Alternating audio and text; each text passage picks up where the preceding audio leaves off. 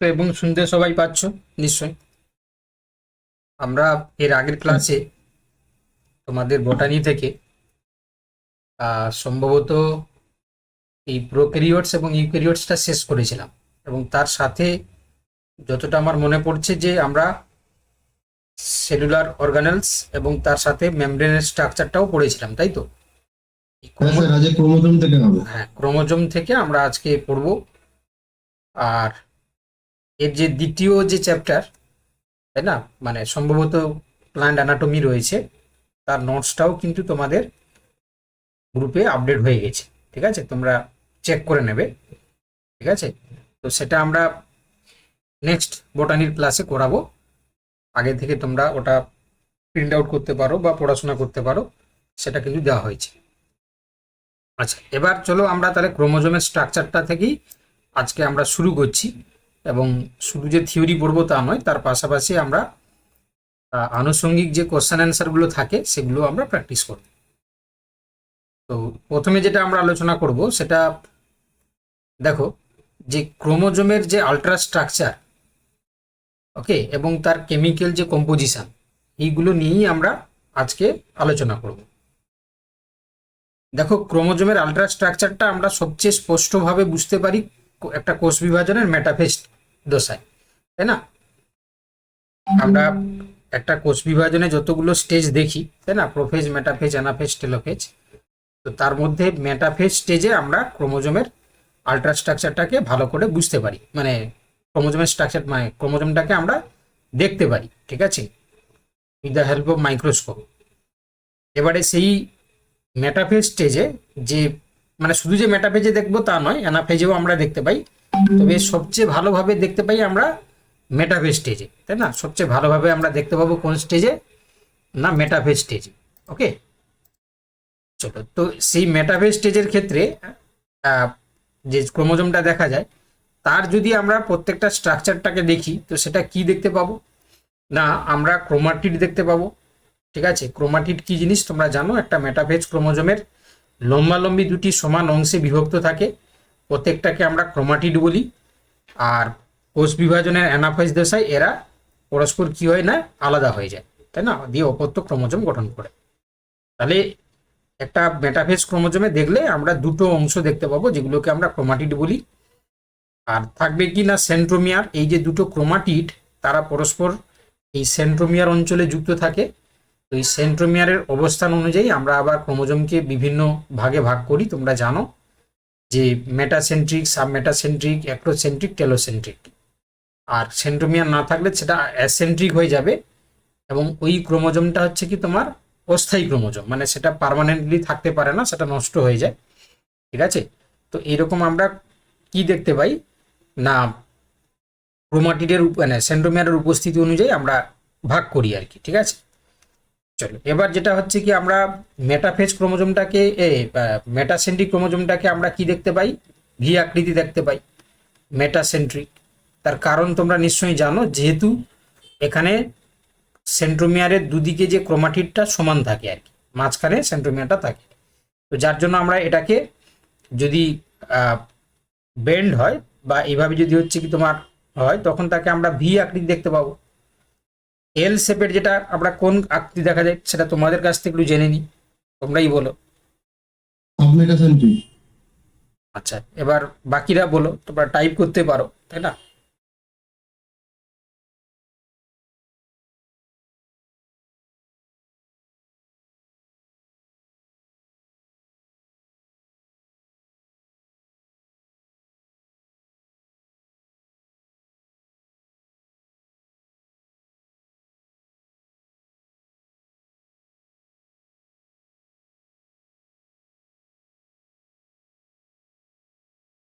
আচ্ছা, যাই হোক, তোমরা কেউ কিছু বলছো না। আচ্ছা, তাহলে এল শেপেরটা আমরা দেখতে পাবো কখন? না, যখন হচ্ছে সাবমেটাসেন্ট্রিক। সাবমেটাসেন্ট্রিক জাস্ট মাঝখান থেকে একটু হচ্ছে কি তোমার দূরে আর কি, ঠিক আছে, তখন সেটা আমরা এল শেপের। আর যে শেপেরটা হচ্ছে কি তোমরা কখন দেখতে পাবে? না, যে শেপেরটা একদম, তাহলে অ্যাক্রোসেন্ট্রিকের ক্ষেত্রে আমরা কি দেখতে পাবো? অ্যাক্রোসেন্ট্রিকের ক্ষেত্রে যে শেপেট। আর যেটা আই শেপেট, সেটা অবভিয়াসলি তোমরা জানো টেলোসেন্ট্রিক, তাই না, টেলোসেন্ট্রিক। তো এইরকম ভাবে আমরা ক্রোমোজোমের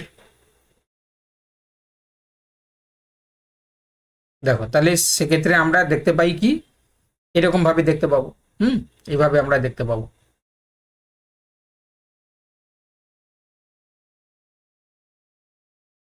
আচ্ছা, 1 মিনিট।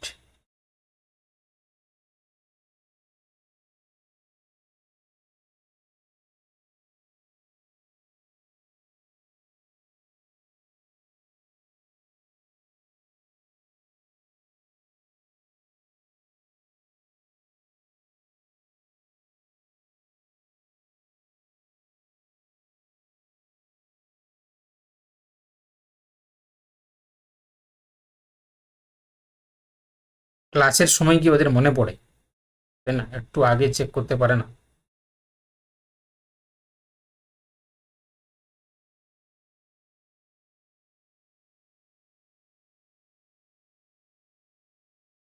দেখো এবারে তাহলে আশা করি তোমরা সবাই বুঝতে পারলে। এবারে কাইনেটোকোরটা কি জিনিস না, কাইনেটোকোর হচ্ছে কি আমরা এমন একটা স্ট্রাকচার দেখি হুম যেটা বেসিক্যালি কি হয়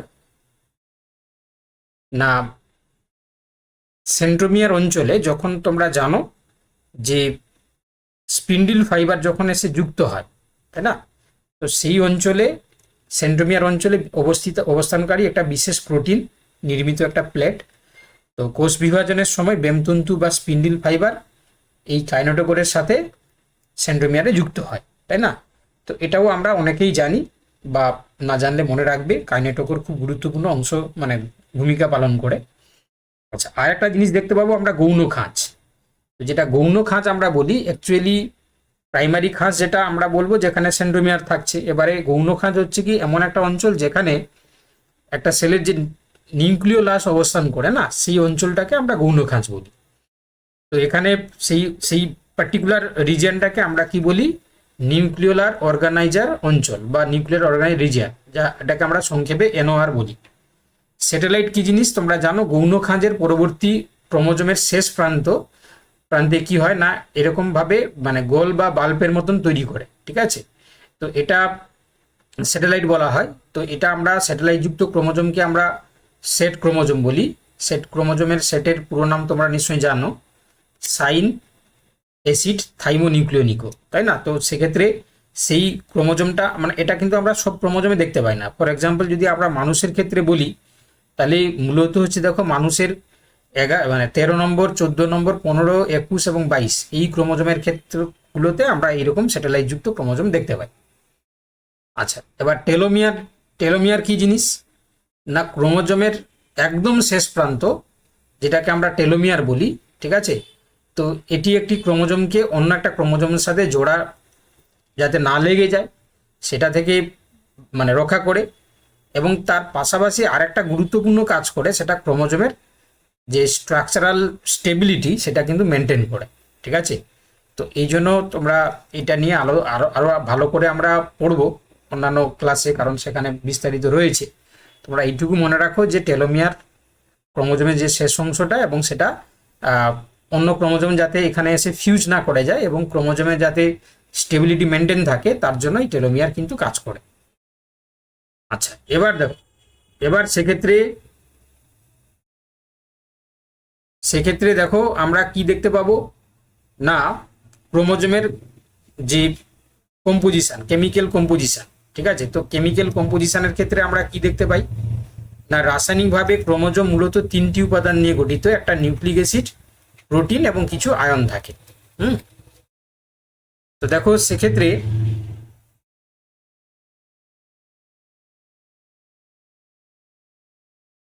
এক মিনিট।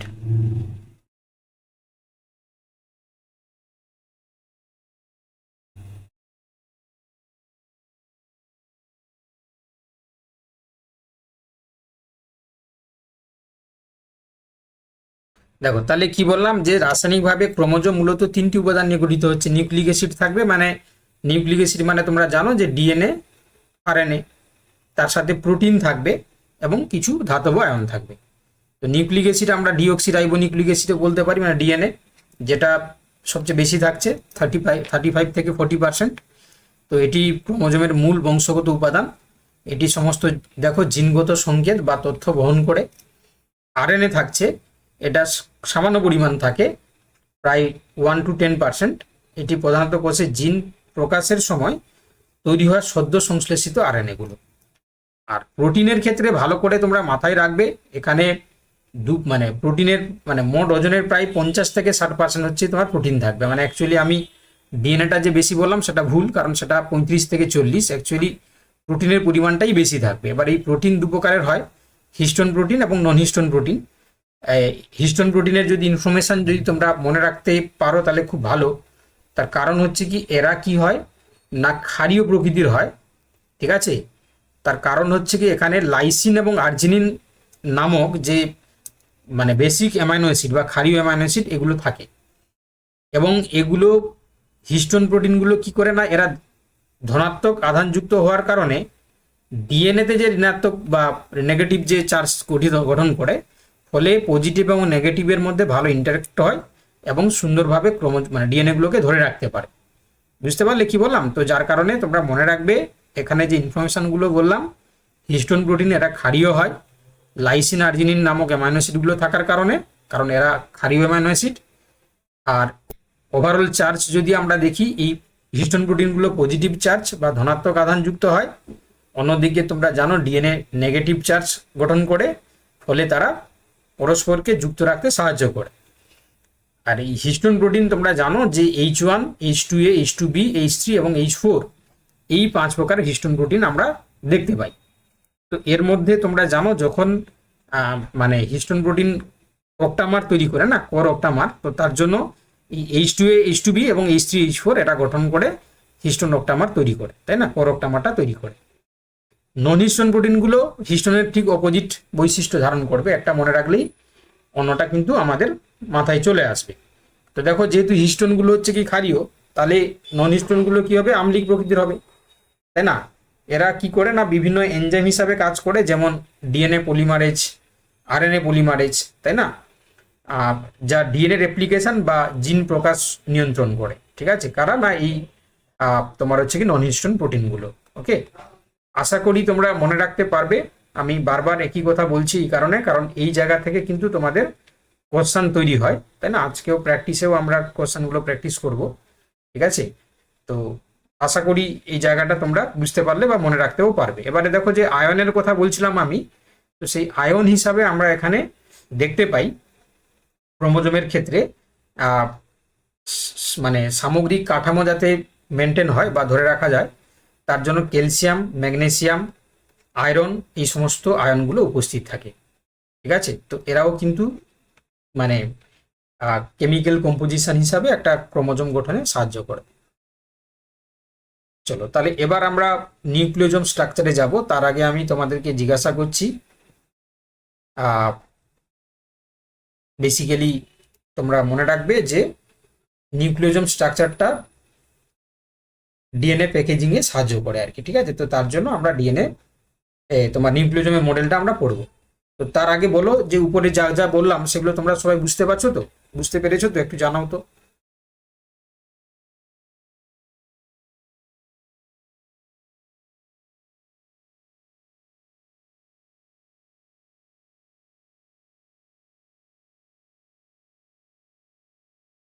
বুঝতে পেরেছো?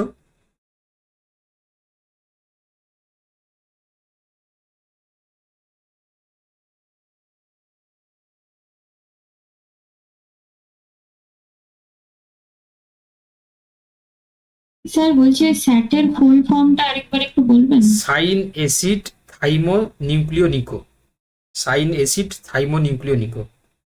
ঠিক আছে স্যার। স্যার অ্যাসিডো না? হ্যাঁ বলো। সাইন অ্যাসিডো তো? হ্যাঁ, সাইন অ্যাসিডও না, অ্যাসিড, সাইন অ্যাসিড থাইমো নিউক্লিওনিকো। অ্যাসিডো, আমি যে গুগল করে দেখলাম অ্যাসিডো বলেছেন। সাইন অ্যাসিড আছে কিন্তু।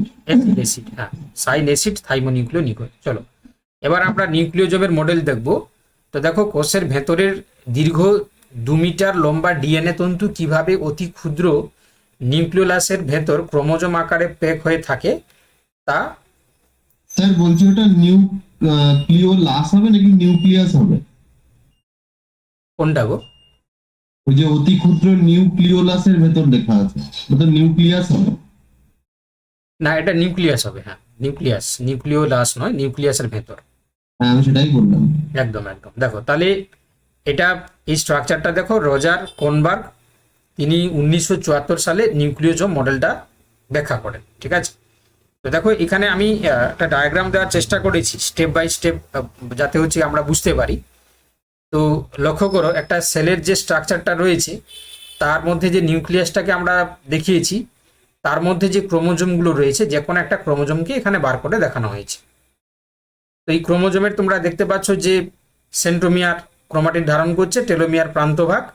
এবারে সেখান থেকে দেখানো হয়েছে যে কিভাবে এরা নিউক্লিওজোম ফর্ম করছে এবং কিভাবে তার মধ্যে দেখো ডিএনএ ধারণ করছে।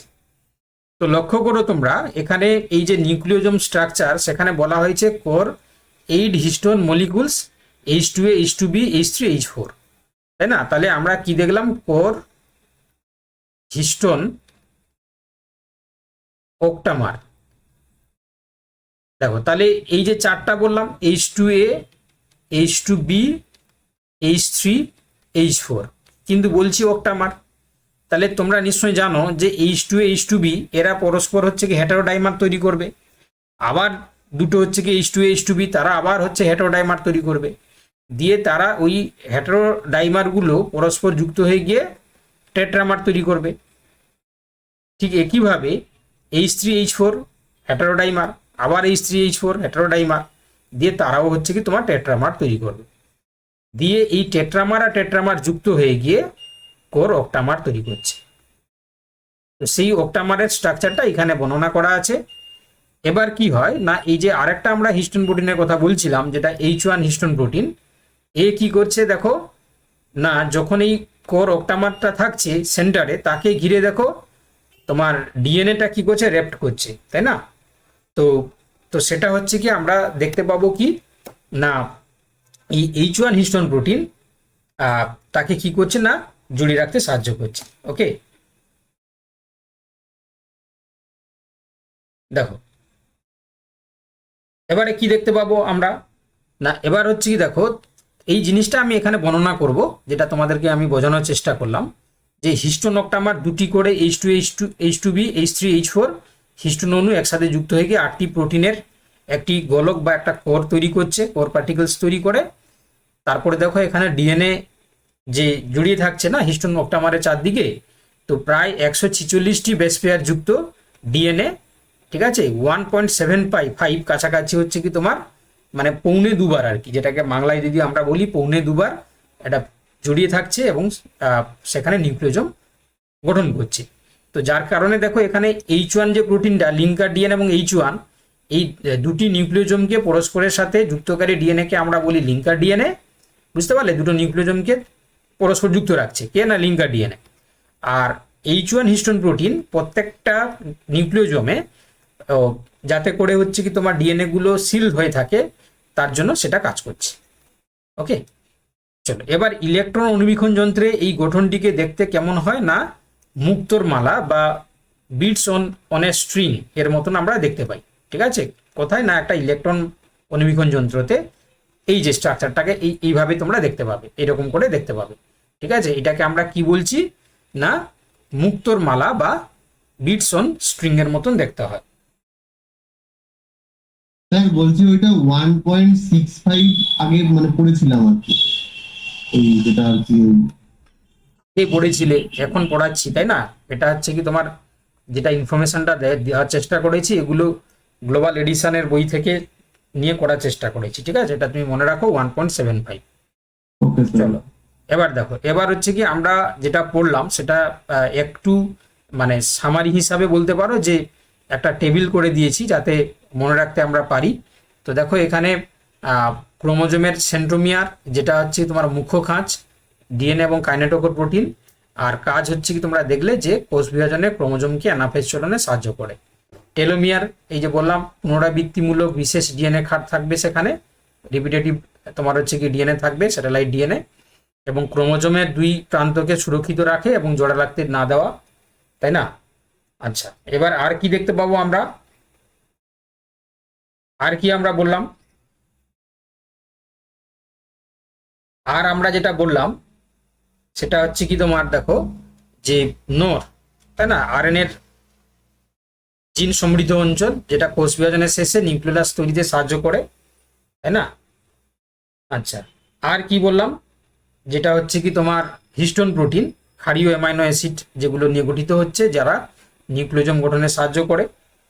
ডিএনএ ডিঅক্সিরাইবোনিউক্লিক অ্যাসিড, যারা জীবের বংশগতির ধারক বাহক ব্লুপ্রিন্ট রক্ষা করে। ঠিক আছে, চলো এবার আমরা যতটা আমরা পড়লাম সেই জায়গাগুলো থেকে আমরা কোশ্চেন অ্যান্সার প্র্যাকটিস করব, এবং আশা করি তোমরা সবাই পার্টিসিপেট করবে এবং উত্তর দেবে। ঠিক আছে।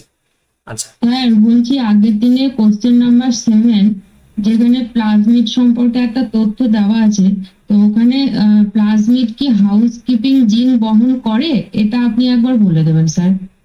প্লাজমিড হাউসকিপিং জিন, ওটা কত নম্বর কোশ্চেন হ্যাঁ। ছিল বলো তো? 7 দেখছি।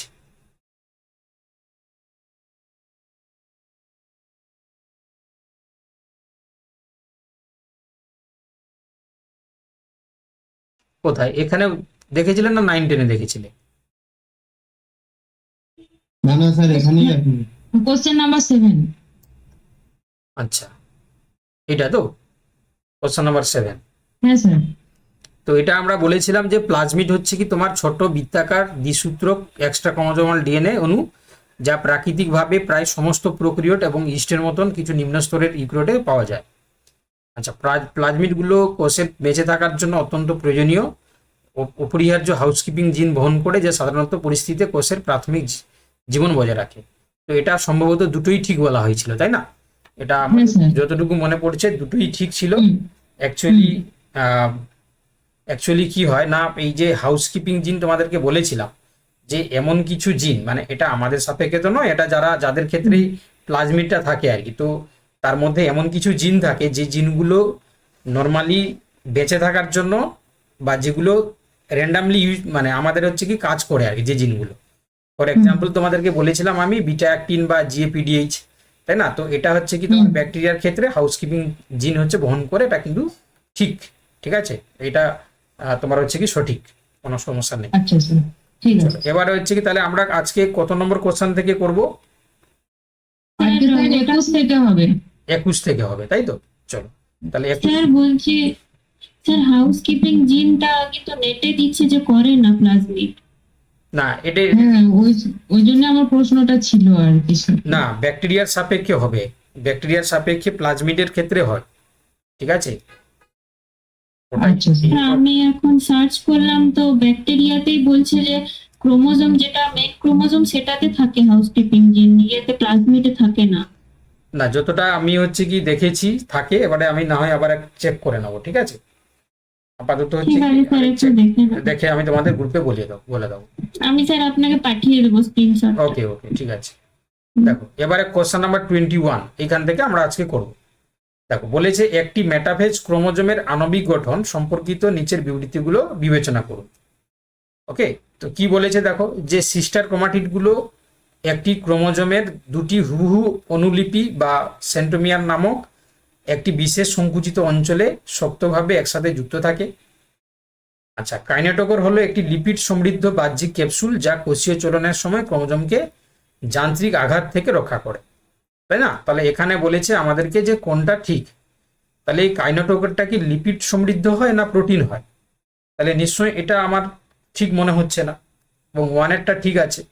তাহলে কেবল 1 যারা বলেছো অপশান এ, তারাই একমাত্র সঠিক উত্তর বলেছো, তাই না? যেখানে আমি দেখতে পাচ্ছি যে সন্দীপন, মমতাজ, রুম্পা এবং রুমিতা এবং শ্রীপ্রা, এরাই কিন্তু সঠিক উত্তর বলতে পেরেছে। চলো কোশ্চেন নাম্বার 22 বলেছে দেখো, ক্রোমাটিনের জৈব রাসায়নিক উপাদানের প্রসঙ্গে কোন বিবৃতিটি ব্যাখ্যা করে কেন হিস্টোন প্রোটিনগুলো জিনোমিক ডিএনএর সাথে এর শক্তভাবে আবদ্ধ থাকে, তাই না? ক্রোমাটিনের জৈব রাসায়নিক উপাদানের প্রসঙ্গে আগে তোমরা বলো, তারপর আমি বলে দিচ্ছি। Question number 22।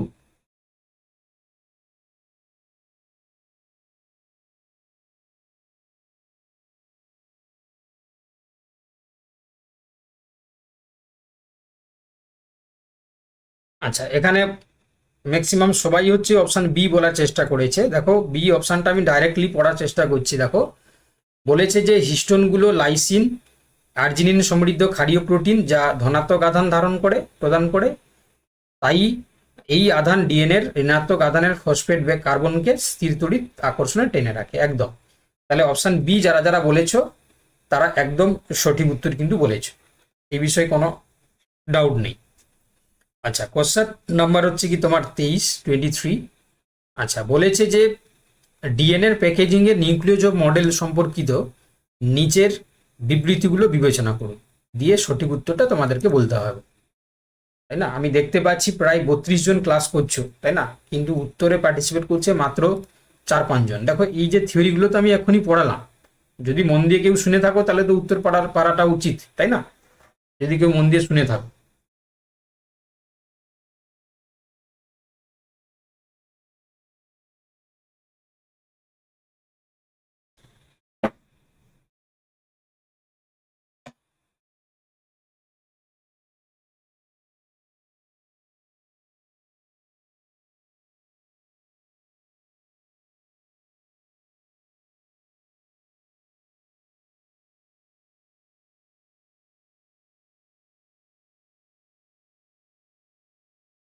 দেখো, তাহলে এটা কি হবে?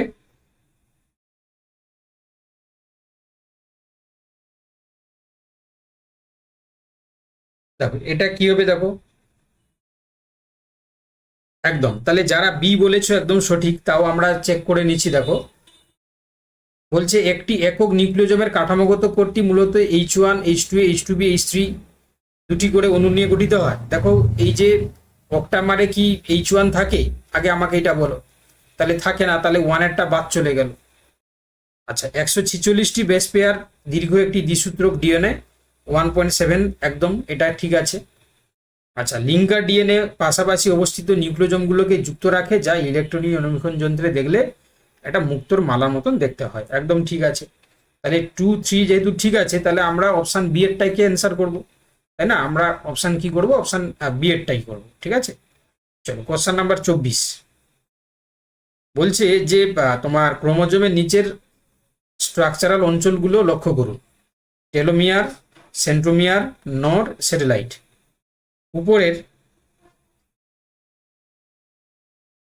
উপরের অঞ্চলগুলোর মধ্যে মানে কতটিতে অত্যন্ত সুনির্দিষ্ট পুনরাবৃত্তি ডিএনএ সিকোয়েন্স থাকে যা প্রোটিন তৈরি করে না কিন্তু কাঠামোগত স্থায়িত্ব বা রাইবোজোম তৈরির জন্য অপরিহার্য?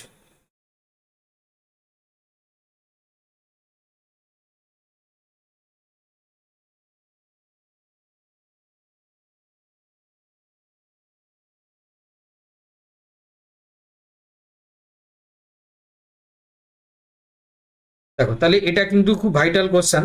আমি দেখতে পাচ্ছি এখানে বিভিন্ন জনের বিভিন্ন উত্তর আসছে, তাই তো? আগে তোমাদের অ্যান্সারগুলো হয়ে যাক, তারপর আমি বলে দিচ্ছি।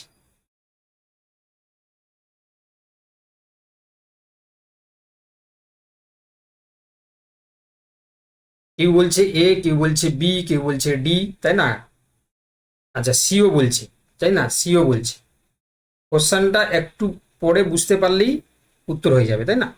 বুঝতে হবে কোশ্চেনটা, শুধু এমনি বললে হবে না, কারণ যেহেতু বলেছে উপরের অঞ্চলগুলোর মধ্যে কতটিতে অত্যন্ত সুনির্দিষ্ট পুনরাবৃত্তিমূলক ডিএনএ সিকোয়েন্স থাকে যা প্রোটিন তৈরি করে না কিন্তু কাঠামোগত স্থায়িত্ব বা রাইবোজোম তৈরির জন্য অপরিহার্য। দেখো, এখানে আমাদের যে দিয়েছে এটা, প্রথমে আমি প্রত্যেকটা জিনিস নিয়ে আলোচনা করে দিচ্ছি, যেহেতু আমি ডিটেলসে তোমাদের থিওরিতে বলিনি। আমার মনে হয় এখানে যদি তোমাদেরকে বলে দিই তাহলে সুবিধা হবে। প্রথমে দেখো, টেলোমিয়ার। তো টেলোমিয়ার নিয়ে আমি তোমাদেরকে বলছিলাম না যে রিপিটেটিভ ডিএনএ সিকোয়েন্স থাকে, যেমন মানুষের ক্ষেত্রে কি থাকে জানো তো?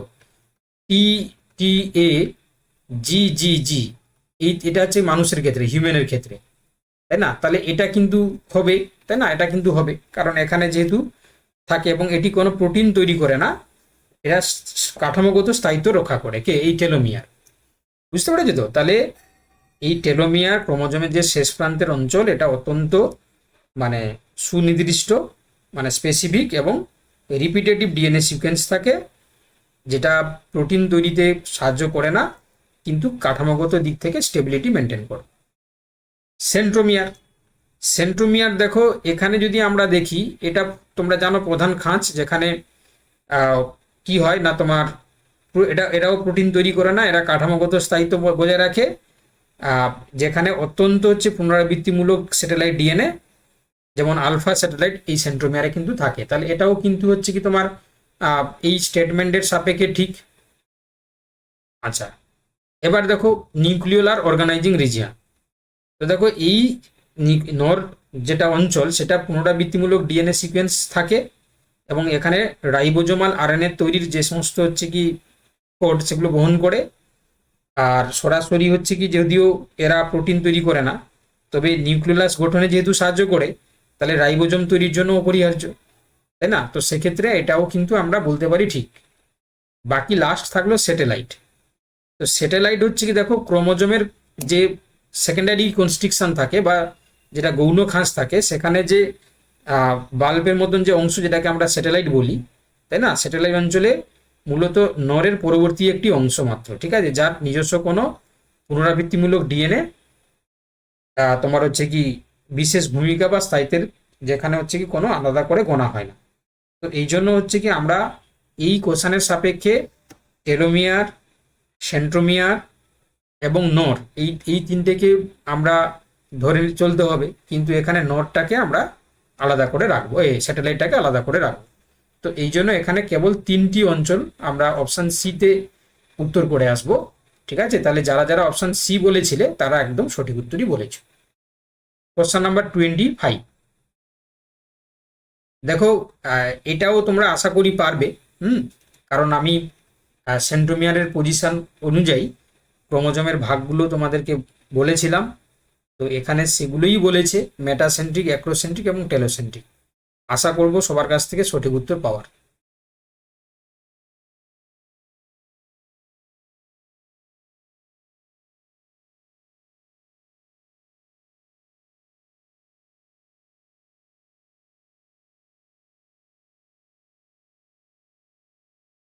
ওকে, তাহলে এটা নিয়ে কারো দ্বিমত নেই, সবাই ডি বলেছে। তাও আমি দেখে নিই। মেটাসেন্ট্রিক হচ্ছে কি সেন্ট্রোমিয়ার মাঝখানে থাকবে, পি এবং কিউ দুটোই কিন্তু সেম হবে।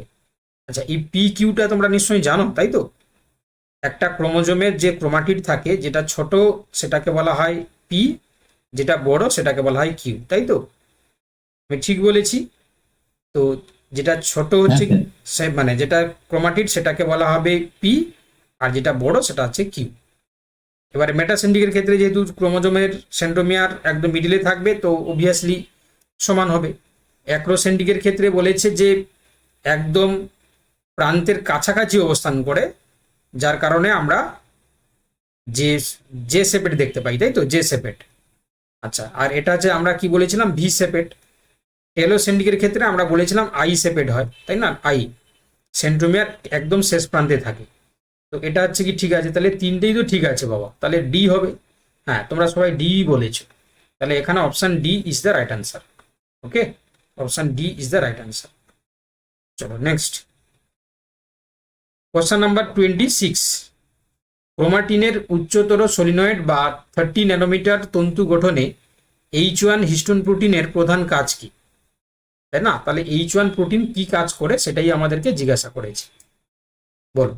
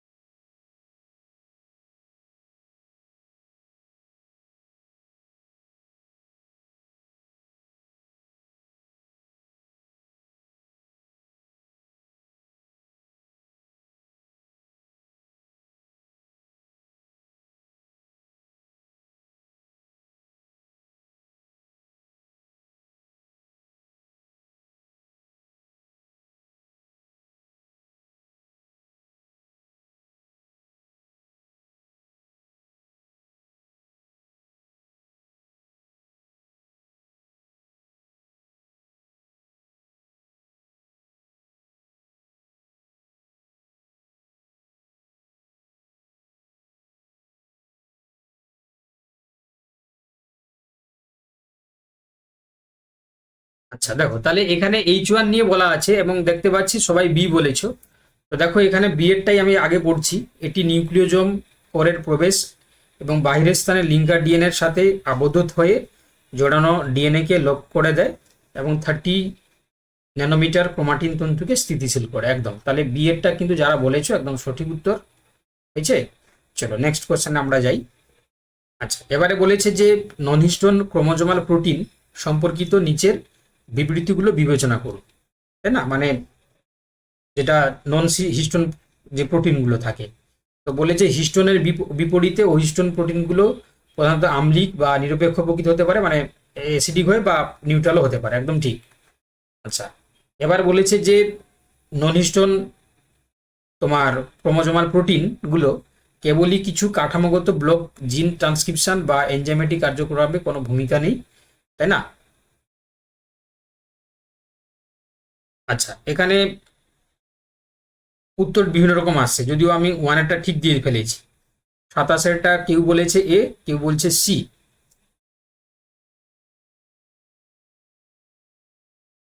আচ্ছা, আমার মনে হয় একটু তোমাদেরকে আমি থিওরিটা দেখিয়ে দিলে মনে হয় আরো ভালো হয়, তাই না? যেটা আমি পড়ালাম এক্ষুনি, একটু যদি তোমাদেরকে আবার একবার দেখিয়ে দিতে পারি তাতে মনে হয় সবার সুবিধা। কারণ একটু আগেই বললাম অনেকে ওটাকে গুলিয়ে ফেলছো। তো দেখো, আমরা একটু আগে যেটা পড়ছিলাম, এই যে অহিস্টোনগুলো দেখো, ভালো করে দেখো, এগুলো আম্লিক প্রকৃতির হতে পারে।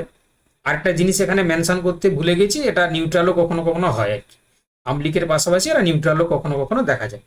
এবারে এরা মূলত এনজাইম হিসাবে কাজ করে, যেমন ডিএনএ পলিমারেজ, আরএনএ পলিমারেজ, যা ডিএনএ রেপ্লিকেশন এবং জিন প্রকাশ নিয়ন্ত্রণ করে। তো সেই সাপেক্ষে যদি আমরা এখানে উত্তরটাকে করার চেষ্টা করি, এবারে তোমরা উত্তর বলো দেখি কোনটা হবে, তাই না? এখানে বলেছে যে নন হিস্টোন ক্রোমোজোমাল প্রোটিনগুলো কেবলই কাঠামোগত ব্লক, জিন ট্রান্সক্রিপশন বা এনজাইমেটিক কার্যকলাপে এদের কোনো ভূমিকা নেই, তাই না? তাহলে থাকে তো বাবা, এটা নেই বলেছে, তাহলে এটা ভুল।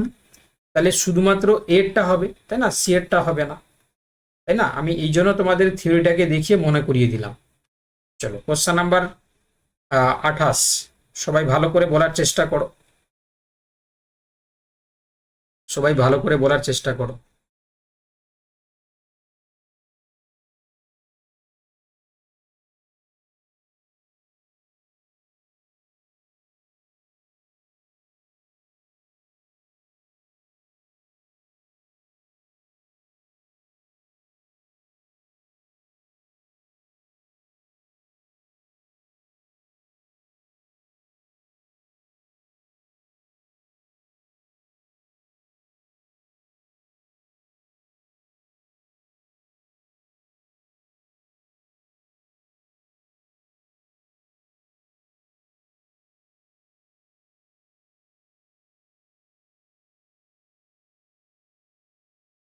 দেখো, তাহলে এটা বেসিক্যালি আমরা দেখতে পাচ্ছি সবাই বি বলেছে, টেলোমিয়ার নিয়ে বলেছে না, টেলোমিয়ার।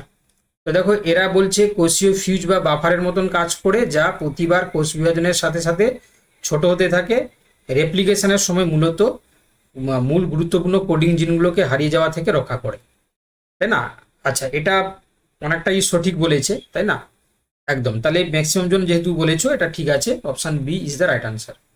চলো কোশ্চেন নাম্বার 29, ক্রোমোজোমের অতি সূক্ষ্ম আল্ট্রাস্ট্রাকচার বা ঘনীভূত আর্কিটেকচার যে স্থায়িত্ব বজায় রাখার জন্য নিচের কোন ধাতব আয়নগুলো অত্যন্ত সামান্য পরিমাণে ক্রোমোজোমে পাওয়া যায়?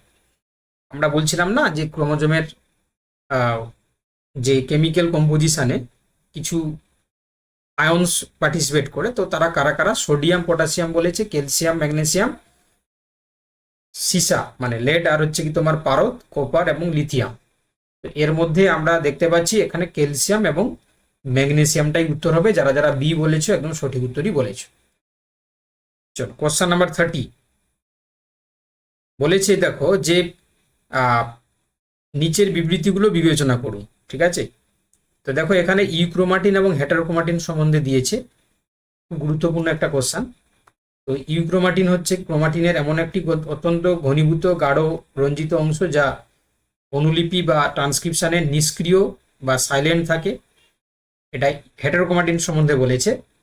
আচ্ছা, যেটা ইউক্রোমাটিন বলেছে, এটা একটা শিথিলভাবে প্যাক করা হালকা রঞ্জিত অংশ, যেখানে সক্রিয় জিন বা ট্রান্সক্রিপশন আরএনএ তৈরিতেও সম্পন্ন করে। তো দেখতে পাচ্ছি দুটোই কিন্তু ঠিক, তাহলে option C is the right answer, তাই না?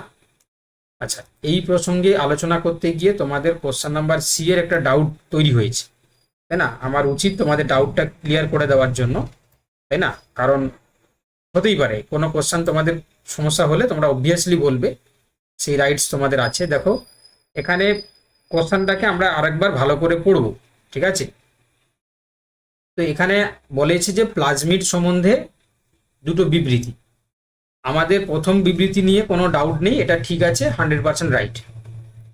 2 নম্বর যে অপশনটা বলেছিল যে প্লাজমিডগুলো কোষের বেঁচে থাকার জন্য অত্যন্ত প্রয়োজনীয় এবং অপরিহার্য হাউসকিপিং জিন বহন করে, যা সাধারণ পরিস্থিতিতে কোষের প্রাথমিক জীবন বজায় রাখে।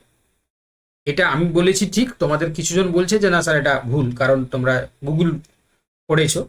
তো দেখো আমিও একটা research article publish research article পড়লাম, সেখানে পরিষ্কার বলা আছে যে plasmid must coded their own housekeeping functions to ensure their survival and distribution during cell division.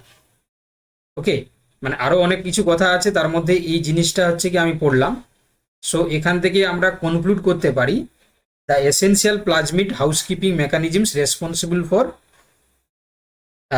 Survival and cell divisions. ঠিক আছে, তো অতএব হচ্ছে কি আমরা এই যে স্টেটমেন্টটাকে ঠিক বলেছিলাম ওই প্রসঙ্গে ধরলে কিন্তু ঠিকই আছে, ঠিক আছে? অর্থাৎ কখনো কখনো সেল সার্ভাইভাল করার জন্য বা ডিভিশনের জন্য কিন্তু কিছু কিছু স্পেসিফিক জিন ধারণ করে, যেটা হচ্ছে কি তোমার মানে হাউসকিপিং এর মতন কাজ করে, ঠিক আছে? তো এটা তোমার হচ্ছে কি পাবলিশড আর্টিকেল, এলজিবায়ার বলে যে জার্নাল থাকে না, তাতে পাবলিশড হয়েছে। তো অতএব হচ্ছে কি তোমরা এটাকে কিন্তু ওই জন্য বলতে পারি যে তোমরা কিন্তু ঠিক মনে করতে পারো, ঠিক আছে? বিশেষ করে দেখো এখানে পরিষ্কার করে বলা আছে TI plasmid organised and any plasmid housekeeping are the one of the provide plasmid, মানে হাউসকিপিং জিনের সাথে প্লাজমিডের একটা রিলেশন রয়েছে এবং সেটা থাকে কখনো কখনো, এটা কিন্তু ঠিক, ঠিক আছে? এটা বিভিন্ন জায়গায় পাবলিশ হয়েছে রিসার্চ আর্টিকেল হিসাবে। তো অতএব হচ্ছে কি তোমরা এই স্টেটমেন্টটাকে ঠিক মনে করতে পারো, ঠিক আছে? আর একজন আমাকে পাঠালো যে একটা স্ক্রিনশট, তো সে সেখানে বলার চেষ্টা করছে যে না এটা হচ্ছে কি তোমার হাউসকিপিং হিসাবে কাজ করে না, কিন্তু সেটা কিন্তু হচ্ছে কি ঠিক নয়, বুঝতে পারলে? কারণ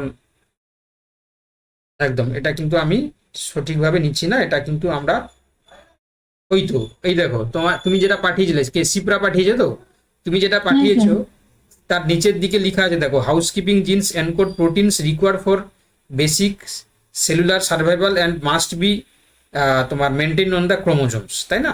তো সেক্ষেত্রে প্লাজমিডের ক্ষেত্রে কিছু কিছু জায়গায় মেনশন করা আছে যে স্পেসিফিক কিছু ব্যাকটেরিয়া রয়েছে যাদের ক্ষেত্রে হাউসকিপিং জিন হিসাবে ওরা কাজ করতে পারে বা তারা জিনগুলোকে তোমার বহন করে, তাই না? তো সেক্ষেত্রে এটা আমরা কিন্তু উত্তরটা আমরা সঠিক হিসাবে নিতে পারি, ঠিক আছে? তো তোমরা কিন্তু ঠিক আছে, অপশন 1 এবং 2 দুটোই কিন্তু সঠিক করবে এবং সি যেটা বলা হয়েছিল উত্তর এটাকেই মেনে নেবে। ওকে, চলো ঠিক এবার আছে স্যার। হ্যাঁ এবার হচ্ছে কি তোমাদেরকে বলি আমরা পরের দিন তোমাদের জন্য যে ক্লাসটা মানে বোটানি থেকে যেটা নিয়ে আসবো সেটা হচ্ছে কি তোমার প্ল্যান্ট অ্যানাটমি, ঠিক আছে? প্ল্যান্ট অ্যানাটমি এটা অবভিয়াসলি তোমাদের মানে মানে জন্য খুব ইম্পর্টেন্ট একটা চ্যাপ্টার বলতে পারো। তো এটা হচ্ছে কি আমি আজকে শুরু করব না, আমি পরের দিন থেকে শুরু করব, ঠিক আছে? তোমরা যারা যারা কোর্সে রয়েছো, যারা জানো না, তোমরা অবভিয়াসলি এই নোটসগুলো ডাউনলোড করে নেবে, ঠিক আছে? এবং তার পাশাপাশি তোমরা পারলে প্রিন্ট আউটও করে রাখতে পারো, তোমাদের সুবিধার মতন যেটা হবে সেটাই তোমরা করতে পারো। আর এর পাশাপাশি আর একটা জিনিস তোমাদেরকে আমি স্মরণ করিয়ে দিচ্ছি, তোমরা যে যে ক্লাসগুলো হচ্ছে তার প্রত্যেকের দেখো মক টেস্ট হিসাবে এখানে কিন্তু সমস্ত মানে মক টেস্ট এখানে দেওয়া হচ্ছে। তোমরা ক্লাস যেদিনকে যেটা ক্লাস করছো তার মক টেস্টগুলো তোমরা কিন্তু এখানে দিতে পারবে। যেমন আজকে তো এই যে ক্লাসটা করালাম ক্রোমোজোমের আলট্রাস্ট্রাকচার অ্যান্ড কেমিক্যাল কম্পোজিশন, তোমরা এই যে দেখো 30টা কোশ্চেনের মক টেস্ট অলরেডি দেওয়া আছে। তো তোমরা এই ক্লাসটার পরে ঠিক পরেই তোমরা কিন্তু অ্যাপটার মাধ্যমে মক টেস্টগুলো তোমরা সাবমিট করবে, ঠিক আছে? তো অতএব হচ্ছে কি তোমাদেরকে এটাই বলবো যে আজকে আমরা আর নতুন কিছু পড়ছি না, পরের দিন আমরা বটানি থেকে জেনারেল বটানি তোমার যেহেতু প্লান্ট অ্যানাটমি রয়েছে পরের চ্যাপ্টার, আমরা প্লান্ট অ্যানাটমি শুরু করব, ঠিক আছে? তো আজকে এতটাই থাকলো, ঠিক আছে? পরের ক্লাসে তোমাদের সাথে দেখা হচ্ছে। আর ঠিক আছে, তোমরা লেফট